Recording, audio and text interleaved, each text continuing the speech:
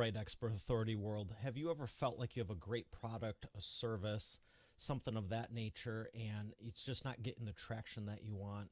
You know, you want to help people, but you just feel like something is missing. I know I felt that way before, and that's why you're here, and that's why today we're going to go into detail as to why traditional strategic planning is dead and how implementing the revolutionary 8 guiding principles of the new emergent strategy approach will breathe new life while transforming your organizational success.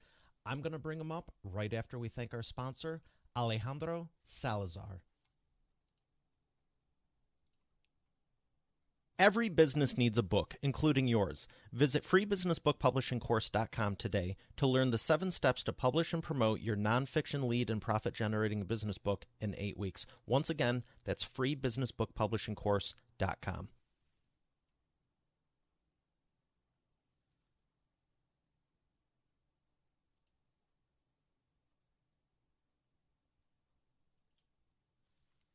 Here he is, ladies and gentlemen, Alejandro Salazar. Alejandro, how are you feeling today? Pretty good, Mario. Very happy to be here in your show and open to questions. I'm very interested in talking about my theory and how it contrasts with the general practice of strategic planning, which I think is not the solution but the problem. So tell me, why is traditional strategic planning dead? And what have you found to be the new way with your emergent approach? Okay. The plans, I guess everybody knows in its own privacy of its own spirit that the plans don't work. There are many, so many philosophers have touched upon that. Plans fail, when plans fail, people change them for other plans. Or they say the plan was beautiful, but the implementation was bad, or a lot of circular arguments. And I think the bottom line is that a strategy is not a plan. So when you try to force a strategy into a plan, you kill a strategy and end up with the entity called a plan, which you have to change constantly. I think everybody knows that. When I talk about my ideas, people tell me I already knew that, and I say that's the beauty. That's why the book has been so successful, because people can relate to it. As to the philosophical grounds to demolish strategic planning, I think they had been around in a disconnected way.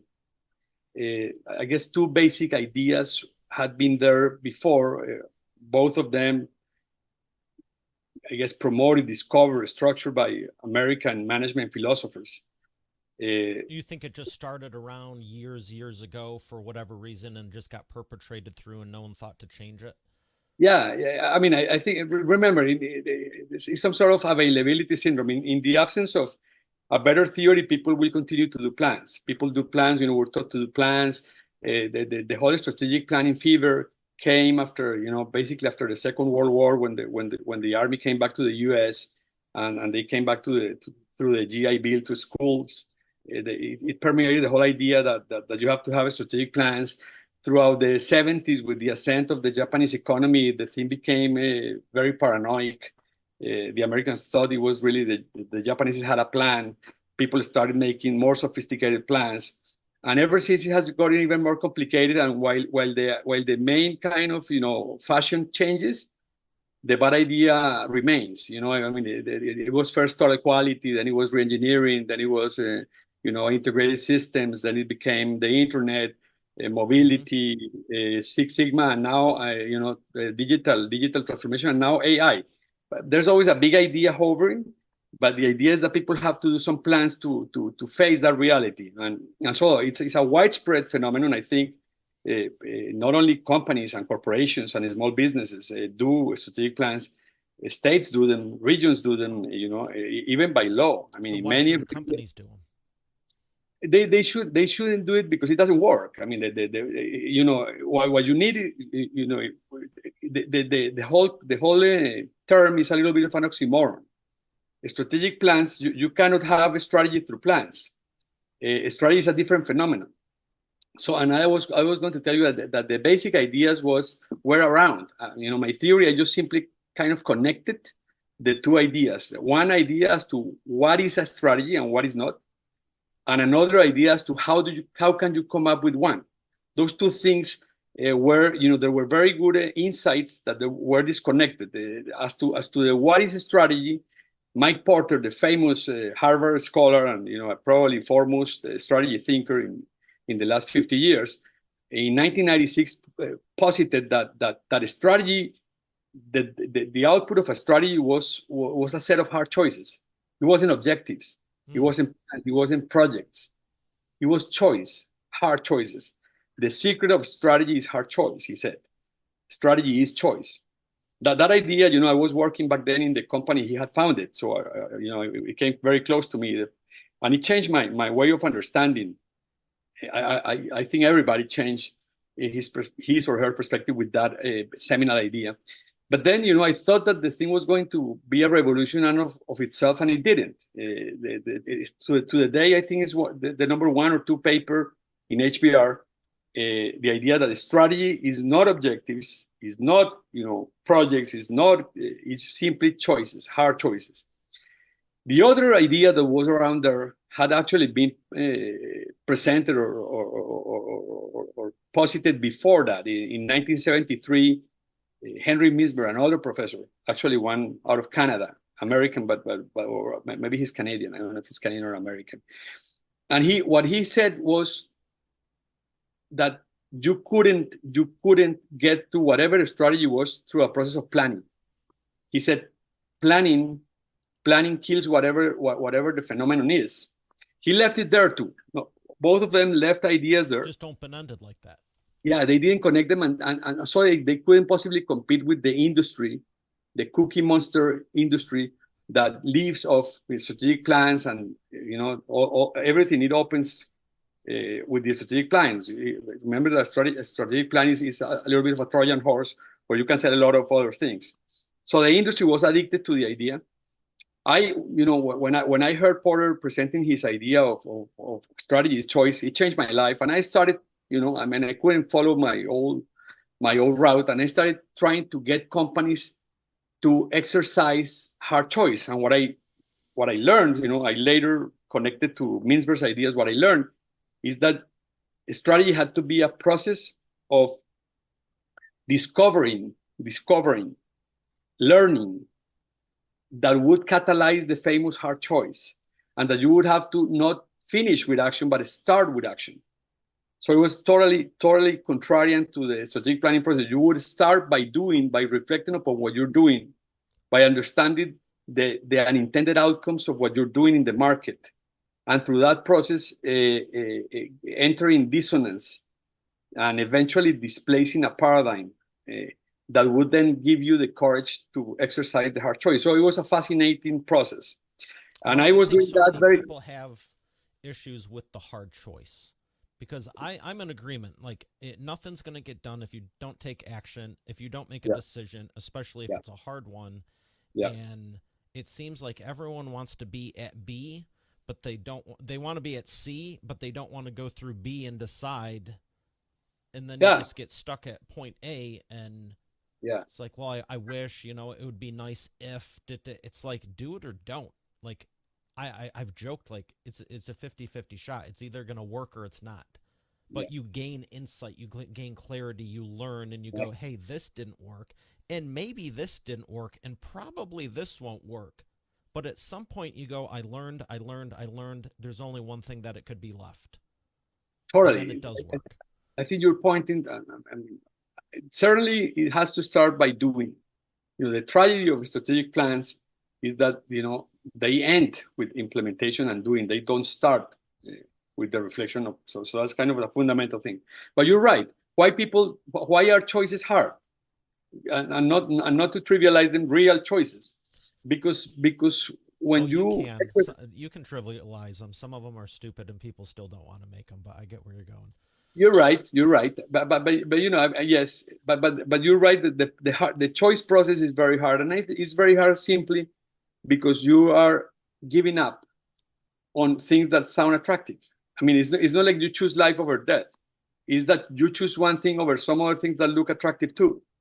So just to not deceive yourself or anybody in the process, real choices involve payoffs and trade-offs, involve giving up on a lot of attractive things. One of which, and probably the most attractive of them all, is that choice is not about improving. I mean, if you can improve, then why would you choose anything A over B? So it was really and that's one of the sad things of strategic plans is they really aren't a strategy. They're just pure improvement. And improvement, this is going to be very hard, what I'm going to say.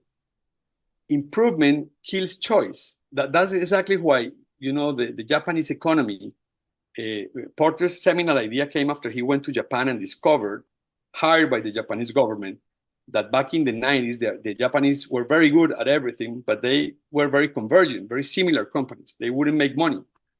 So the choice is hard because, yes, you are living away, giving up on a lot of attractive, trendy, sexy things to focus on your thing where you have some sort of advantage. An advantage is typically coherence.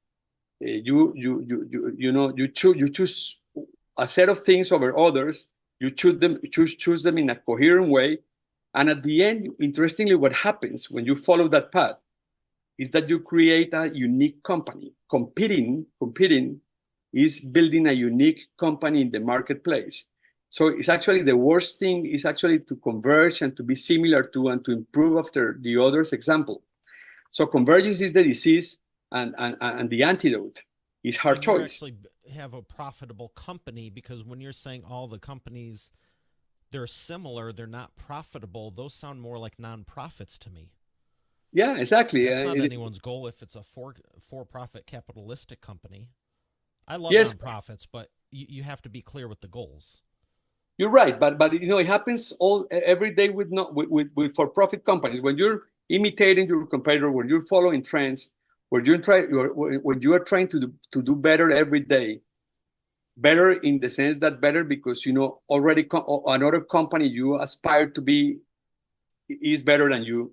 All those things, which are 80% of what companies do in strategic planning exercises. I mean, people dedicate a lot of time to study competitors, to study trends, and all those things, according to my theory, are wrong, because those things will inhibit choice, will inhibit the process through which you will become unique in the marketplace. And that's following your own path, the road less traveled. And obviously, is not. I mean, we will talk about the similarity with the startups and what you're saying with pivots and all those things. That there is a deep connection.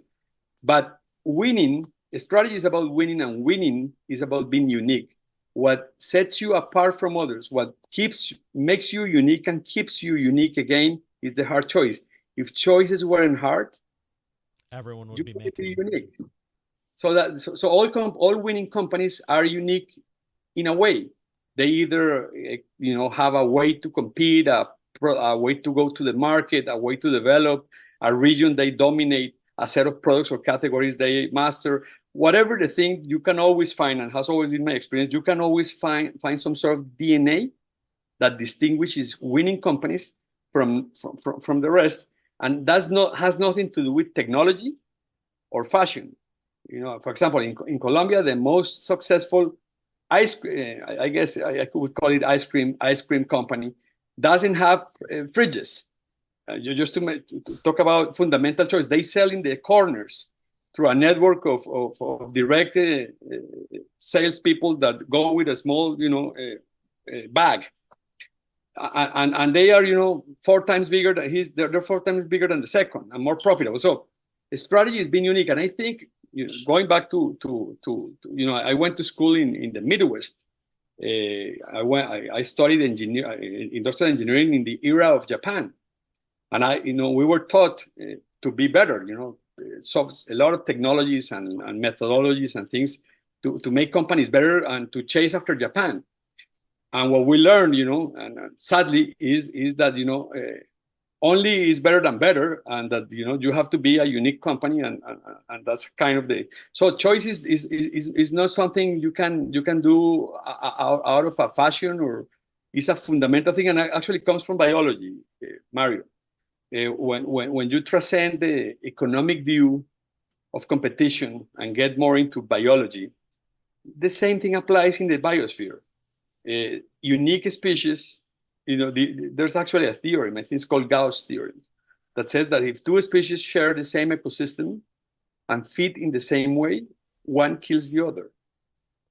Take it to microeconomics and markets and you see the same. So the purpose of a strategy is to be unique, and the cost of being unique is hard choice.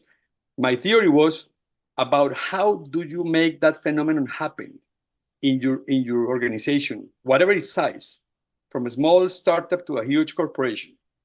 Love that you're talking about the company's culture, because so few do. Um, but promise you're not going to leave us hanging here, because I want to know. I want to know what you know and how to switch it for everyone listening, because being unique is absolutely. I feel like I used to think it was a bad thing, like growing up personally, and now 150% superpower. Be unique. Be unique. That's a very good way of putting it. Actually, I think that most of the strategy problems and challenges stem from identity problems. Strategic plans, are 80% of the people are trying to follow trends, to be the industry leader, to chase after the competitor that toppled them 2 years ago. You should be setting the trends, not following them. Or benchmarks of any sort, even benchmarks from other industries. But only when you want to be yourself and you start from. And now the interesting thing is, how do you rebuild that? We're not talking magic here. We're talking a different way to elicit reality. And the way to elicit reality is, for example, I don't advise strategic, I guess, spreadsheets. When people tell me I have this idea, I say, go do something, learn something, and then we'll talk. Because unless the market has said something about your idea, unless you have clashed with the market, there's really nothing will emerge in an emergent process. In an emergent process, what you do is you teach companies how to understand what the market is telling them through the unintended way, let it emerge, and let that discovery and learning process catalyze your hard choice process. At the end, you end up with a winning company, but maybe not the company you were trying to build, the company the market wants you to be. And that emergence, so the emerging process emerges from two origins. Emerges from the market, which is unfathomable. It's impossible to anticipate how the market will react to your value equation, in spite of all the studies you have made before and research. So it emerges from the entrance of the market, and it also emerges from the collective intelligence that drives every organization, whatever its size. Interestingly, organizations don't know what they know, but they certainly know something very important, because they're alive, they're kicking, they're living. So sometimes, like they say, sometimes clients tell me, my company should be bankrupt. Yeah, but it is not. There is some value, and the market is telling us only that you're not listening to that value, exercising the hard choices to be more coherent to that value. And then at the end, what is a hard choice and why is hard? Why is it hard? That's another prediction of my theory. Hard choices are hard because they mutate your organization. And organizations are self-optimizing. Like cancer or something. Yeah, exactly. You have good and bad mutations, but interestingly, for example, you can change an organization just by changing a metric. You don't have to change the whole organizational structure, just change a metric. What do you suggest an entrepreneur start with? When you say change a metric, I'm on board. I agree. You don't what is it? Small hinges open big doors. Yes. You can off 1% going across the ocean is a big problem versus going across the stream. But when you're saying focus on the metric and change it, what would you say are maybe the top 3 or 5 metrics you should consider? Because there's so many KPIs. You could say we need to track this.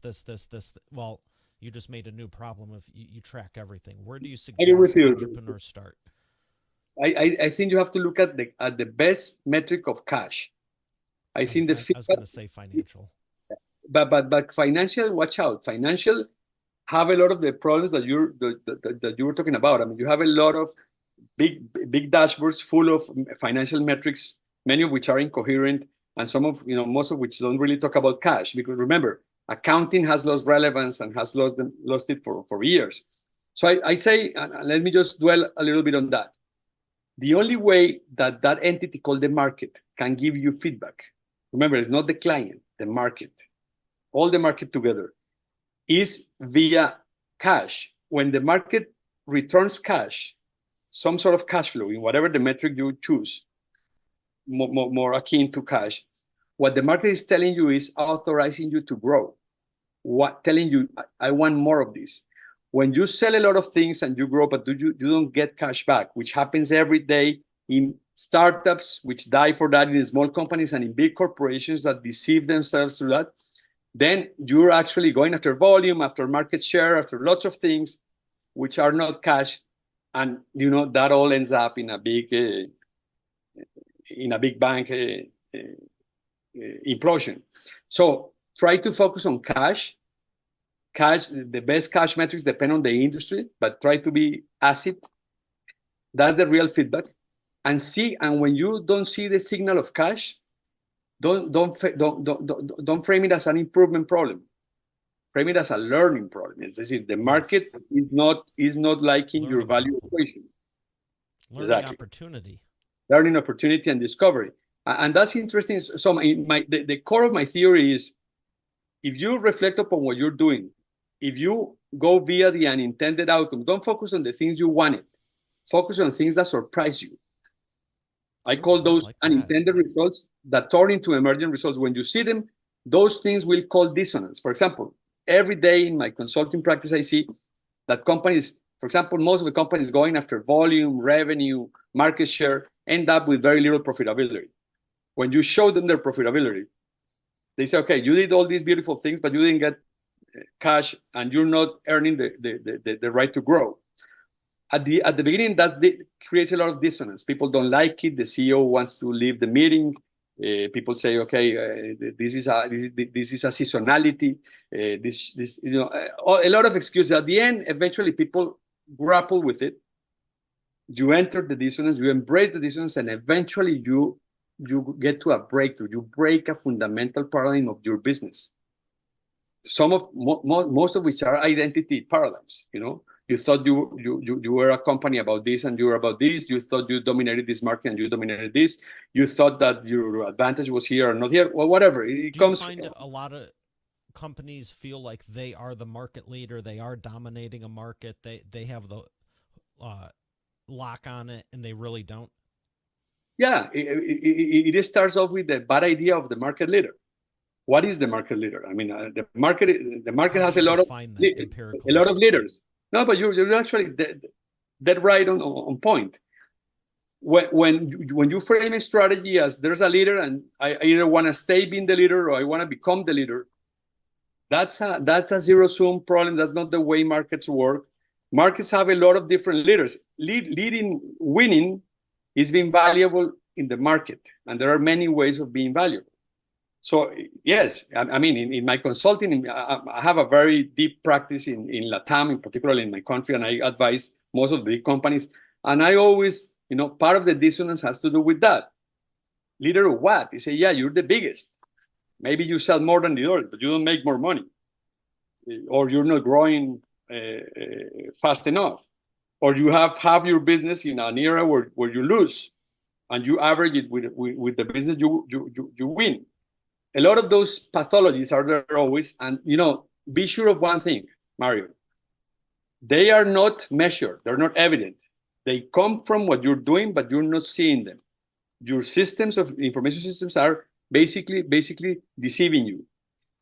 You're basically, because it's very, I think I've reflected a lot upon that, and it's very simple. I mean, we have this confirmation bias at the human level. So when we build information systems, we build them on steroids, confirmation bias on steroids. Companies know a lot about, that's what I say that the strategy is about three things. Just look at this.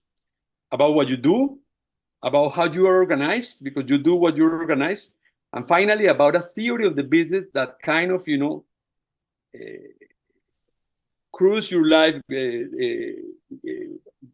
manages from above, from a higher level, and drives your organization. So most of the companies measure things according to a theory of the business, a set of paradigms that that are probably wrong, some of which may not be right anymore, but they continue to measure. So, for example, just to give you a quick and a big one, market share.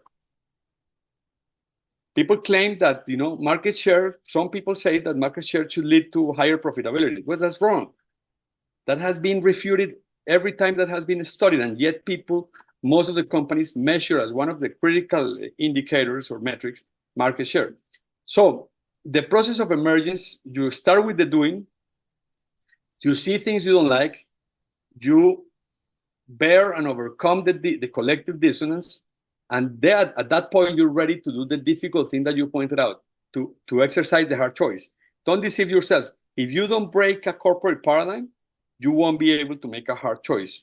You will intellectualize, you will talk about choices, paradigms, you will Well, basically let me tell you why it won't work.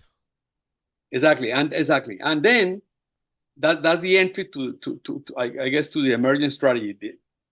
The finish up of the process is, how do you close the hard choice? What is a hard choice, and why is so hard? And the answer is, it's a damn mutation in your organization. Can be, as you said, a very small hinge.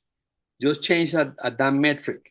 For example, stop measuring volume, stop measuring tons, stop measuring market share, something like that. Or maybe discover, like it has happened, that happens a lot to clients of mine, that they're in 10 countries and they only win in 2. They have 8 little flags and 2 real markets.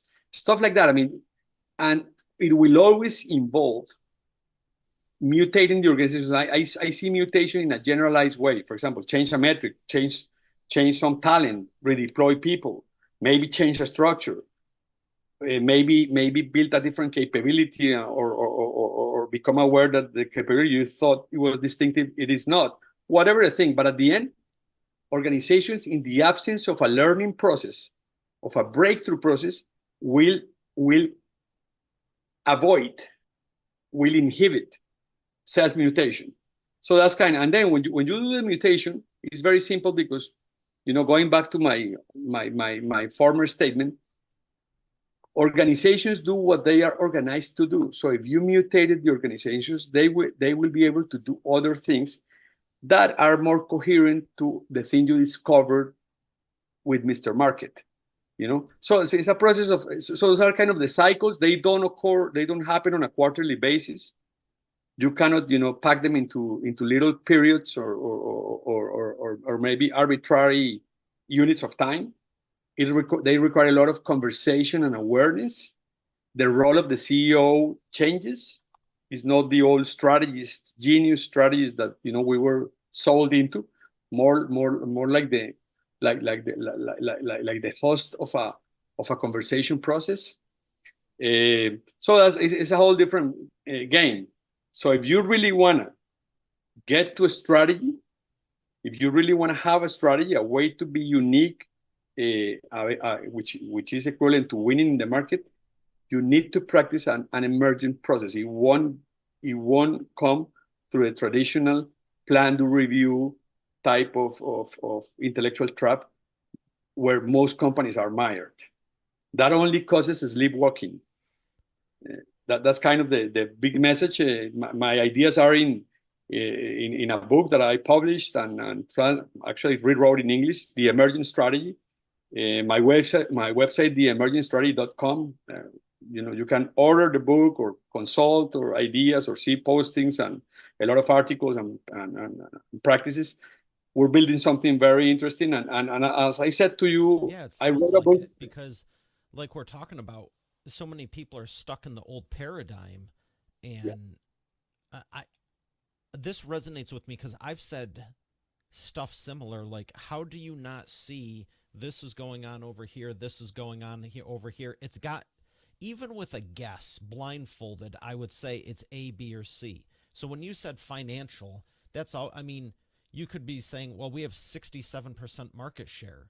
Okay, yeah, great, but you're 10 million in debt. That's not a good position to be in, you know? So they can be irrelevant. So when someone finds the strategy and they go, great, we're going to change this, we're going to pivot, we're going to get this KPI metric and keep an eye on that. How long would you say it reasonably takes?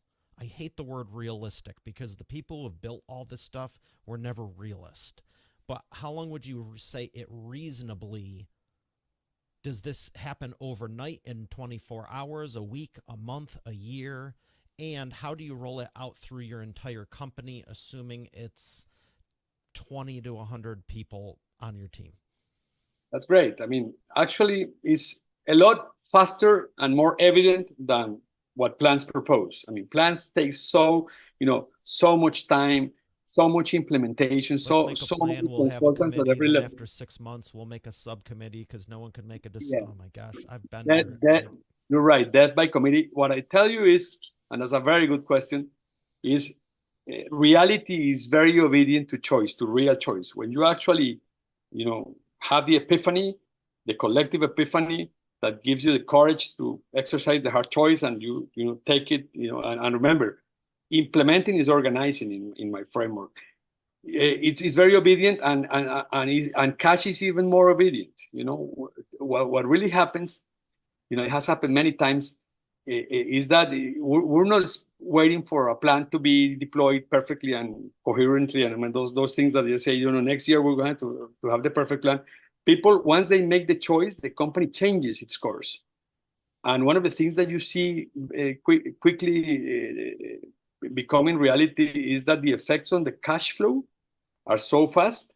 I mean, for example, I've seen so many clients, big companies for Colombian and Latin American standards, very, very, you would say bureaucratic in its original fashion, where, once we were able to catalyze a hard choice, you would see, their EBITDA or whatever the indicator for cash flow go up the next quarter, by 50%.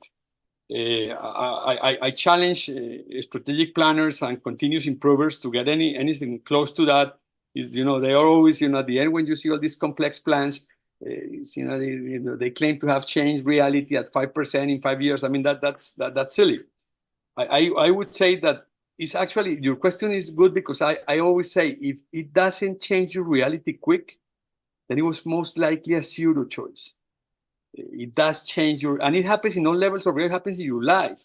I mean, is it reasonable to say a couple of weeks, maybe a month, two? Yeah. When you exercise the choice, if it doesn't change it quick, it might not be the answer. Yeah, you will see, and remember, it's not magic, because sometimes the thing was there, only that, as you pointed out, you hadn't seen it. The strategy has seen. The collective mind of the company or organization hadn't seen it, because it was seeing other things in a more platonic universe, trying to improve and become something they shouldn't be, or they cannot be in an advantageous way. So it really comes from it. It's very quick. I'd say focus on learning, focus on choice, and reality will take care of it. Don't because some people start kind of coming into the idea of hard choice via learning, but then, remember what? They try to make a strategic plan of hard choices. It's weird. I mean, this proclivity we have to control and to have plans.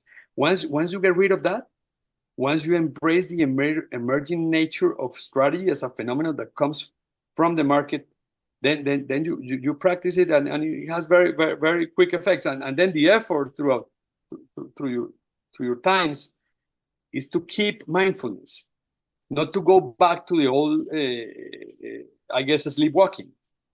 Stay mindful by having the right conversations, by recruiting this critical coalition that I present, this sample of the collective intelligence, by having parity and conversation, by taking the weight of the super strategist out of the CEO.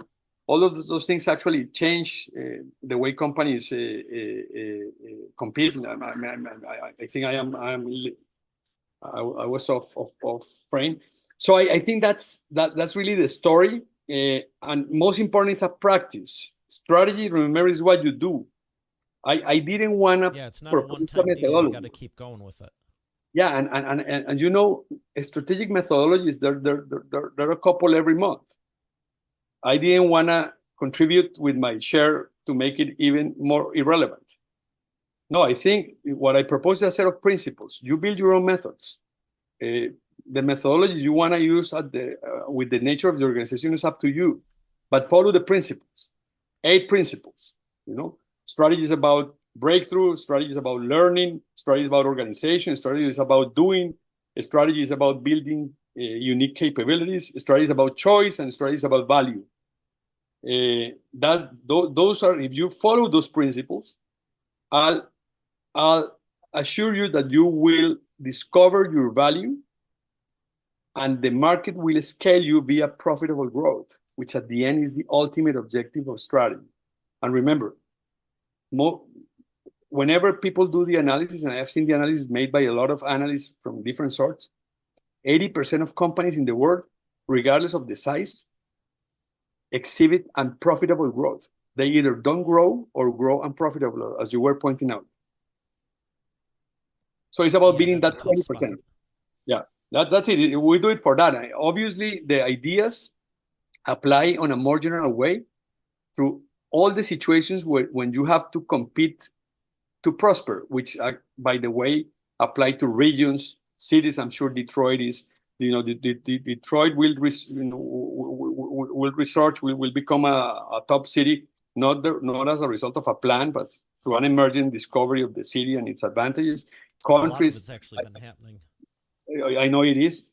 Soccer teams, we just lost the final of the American Cup to the Argentinians. And it's I knew, we had won a lot of games, but we hadn't beaten Argentina, which was a different level. So it's a strategy for life. A lot of people say this applies to my life, of course, because of what you said, identity. Don't try to be somebody else. Grow from who you are, and be coherent with that, and then do clash with the market, pivot. Actually, interestingly, and just as we finish, there used to be for quite a long time, and I'm sure in the US is that way. There is the theory of startups, which I think is this book, The Lean Startup. Startups started to make us aware that you would do things and you would pivot and lots of things, and that those things were not amenable to strategic plans. And then you had strategic plans for big companies. Turns out that when you have 2 theories for the same phenomenon, you have 2 bad theories. I guess the emergent approach to strategy explains both phenomena. Explains what happens with the startups. Every company was a startup at the beginning. All of the companies, not only the Silicon Valleys, most of the successful companies are the result of a failed plan, as you well know. Most of they have that plan that failed, and they ended up building a company. I remember seeing Richard Branson. Everyone's like, he's so successful, which he is, and he has all these great companies. But if there's this chart infographic somewhere that shows, I would be confident in saying dozens and dozens of failures. And maybe it was like 8 bad ones. One kind of kicked off, then 8 more bad ones, and some. But those ones that kicked off, they're still around today.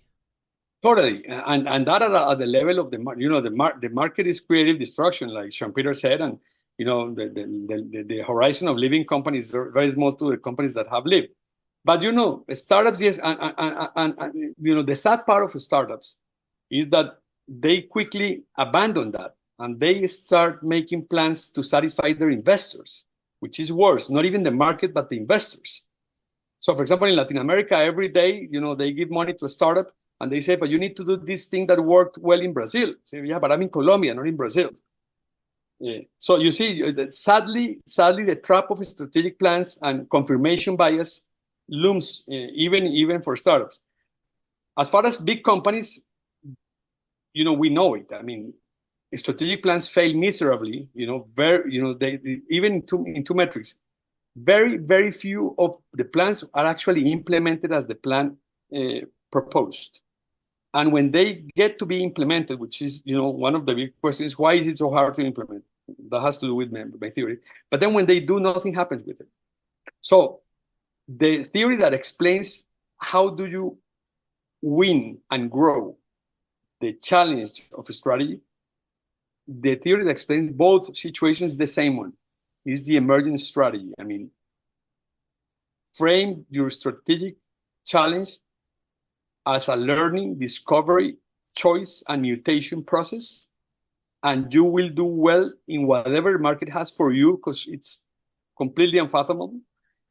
If you are a startup or if you are a big company, even when they say like plans work for certain people and certain cultures, they're basically trying re-editing the past. Not even Japan. When they used to say back when I was a student that Japan was the result of a strategic plan, no, it is not. And if it was a plan, the plan had a lot of trouble for 30 years. So a strategy is what you do. You do according to how you're organized. Companies don't do what the CEO wants. They do what they're organized to do. And your organization stems and results from deep paradigms that are hosted in what I call a theory of the business. Those are the three things, the three dimensions of a strategy. And in none of them I use the word plan or project or budget or any of those things that are that people think are strategy. Well, I appreciate everything you've been sharing, and that part on mindfulness, you got to keep it top of mind after the fact. It reminds me of this image I saw. It's a guy meditating on a rock with a waterfall. The rock is in the water. There's a waterfall behind him, and it says, "Relax, nothing is under control." Totally. And I'm like, that's powerful, because so many people are trying to not just control things, but micromanage it and this and that. And it's like, if you're the founder of the company or CEO or manager or whatever the case is, like, you're supposed to be uplifting the people, not like if you want to do the work, but if not, like, yeah, I love what you're saying, because so many people are doing it backwards. I want to ask you a couple more things before we go. And one of them is probably, in full transparency for anyone listening, what you saw me drop when I was trying to grab it right before we started. Yeah. So you got to pick yellow or black. This is the wheel of whatever. Yellow. I like that. That's one of my colors. So we landed on yellow. Interesting how that always happens, what you want it to do. And this is it's a wheel of whatever. So this has nothing to do about business, but if you could go anywhere in the world with personal, family, friends, where would it be? I'm actually very interested in going to Japan. I have never visited, and my two of my kids have gone recently, and I'm very impressed to what they are doing and learning and enjoying. What area would you want to go to? I guess, for example, Osaka, Hiroshima, even, very interesting. I mean, I used to have Japan as some reality I would never visit, but I'm now seeing I had deep paradigms about Japan that maybe were incoherent with reality. Japan would be my place to pick if I had to make a trip tomorrow. And how long would you go for? Oh, I think never more than 2 weeks to any place. Why is that? I don't have I mean, in 2 weeks I always get I get to change my perspective, my reality, and then in the third week I start to miss my habitat.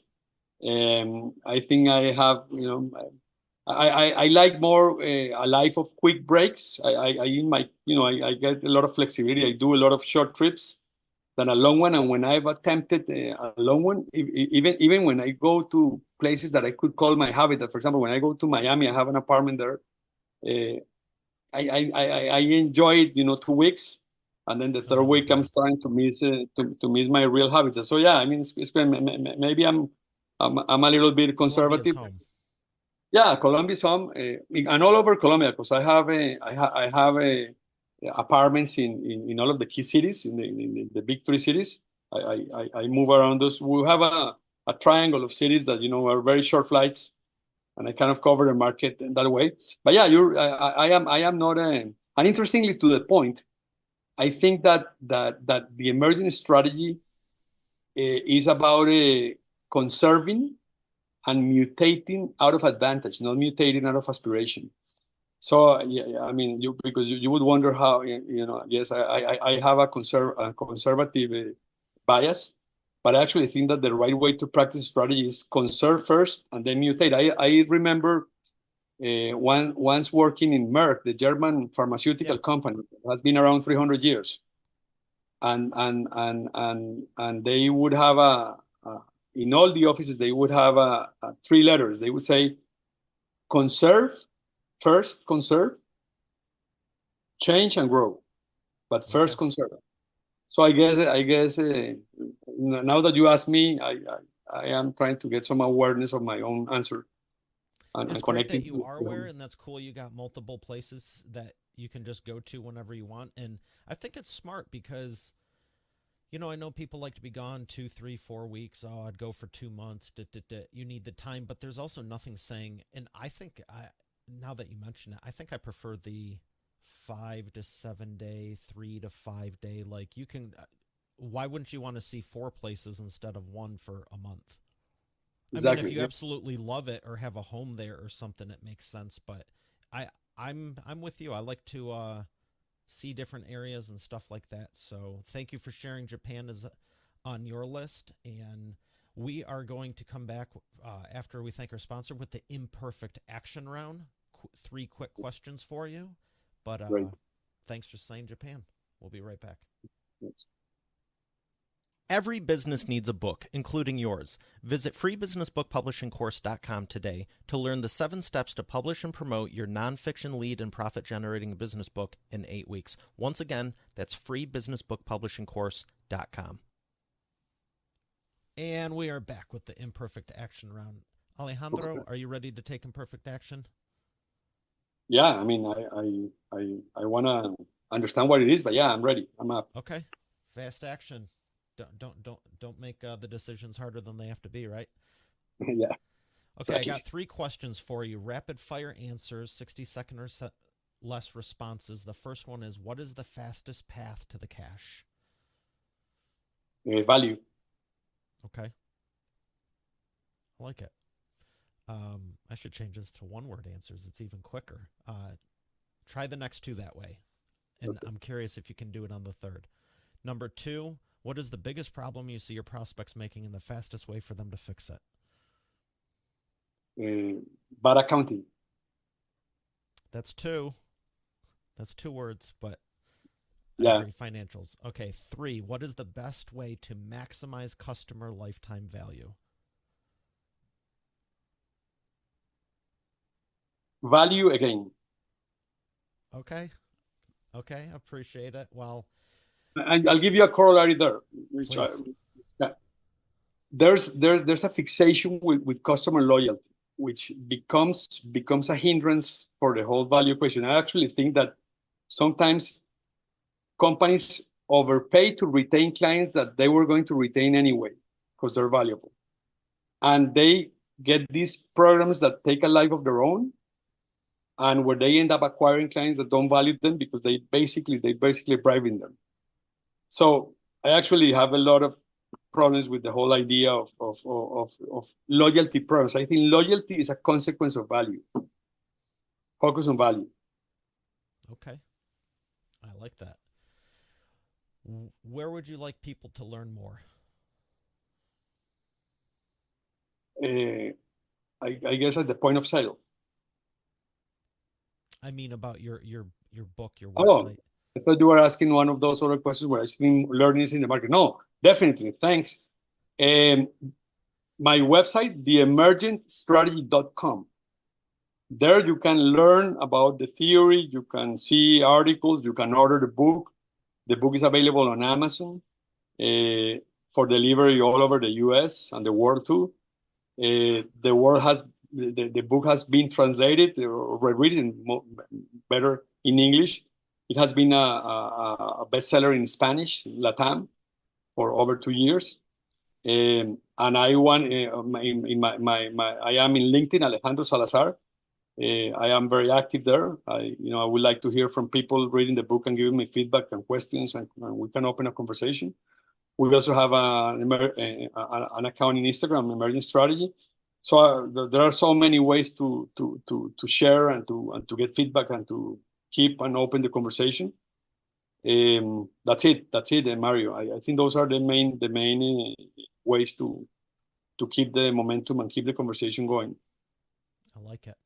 Well, thank you for sharing everything you have. It was a pleasure for me, and I know Expert Authority World got value out of it too.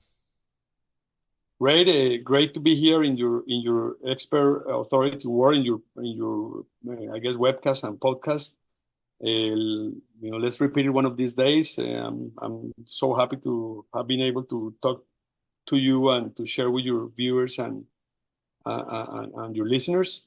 Um, and I maybe should go back to the Midwest one of these days and visit Detroit. I know something is It's a happening there great very. city. You should. But I I certainly love should. that you're familiar with it, and Oh, definitely definitely. if there's a market that's automotive engineering, all that, I know why you were here when you were here because we were running the world with all that back in the day. Yeah, and the Midwestern U.S. is beautiful. It's less known, but it's the for me the I you know agree. I'm going on the boat. very It's wholesome part beautiful of the out. U.S. We Yeah, got lakes, we got urban, we got city, we got country, we got you have great people. Most importantly, yes. so I'm sure I'll go back to my grad school years. Pleasure being here and sharing with your audience. It's the pleasure's been mine. I'm so glad we could connect. Thank you again. Okay, All Mario. right, Bye bye. Expert Authority World, we have another great episode here today. I'll see you on the next one. Have a great day and God bless. Great.